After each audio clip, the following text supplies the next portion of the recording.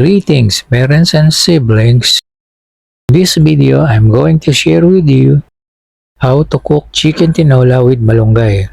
Before we start, please subscribe to my channel, give it a like, and share it with your friends.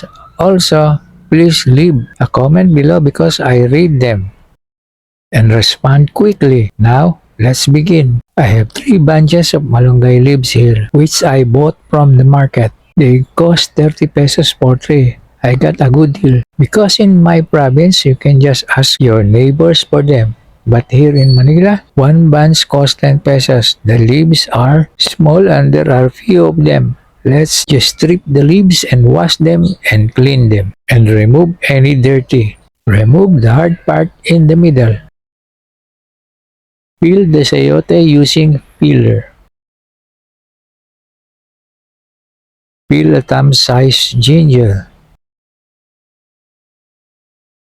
Then shred it and saute it with garlic and onion for a fragrant base. Cut the sayote into bite size.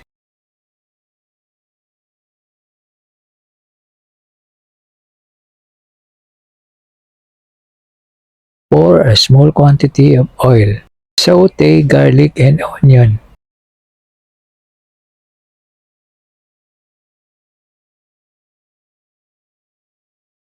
Now, saute the shredded ginger.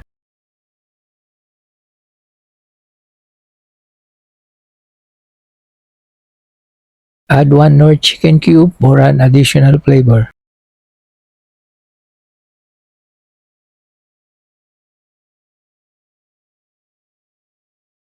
Oops, forgot to start recording when I added the chicken and wash rice.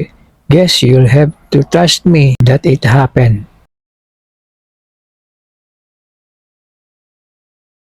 Cover and simmer for 40 minutes, letting the aromas of ginger and sayote fill your kitchen. By the time the chicken is tender, your taste buds will be ready for a taste of comfort. Ready for the grand reveal. Open the lid and tell me what you think. Is your mouth watering yet? Time to add the sayote. I like to cut it into bite-sized pieces for easy eating. Adding a handful of malunggay leaves for a boost of vitamins.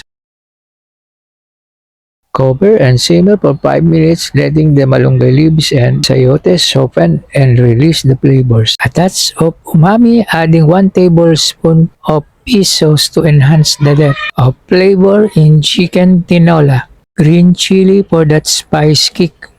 Time to taste the umami. It's okay and done. This chicken tinola is a flavor bomb.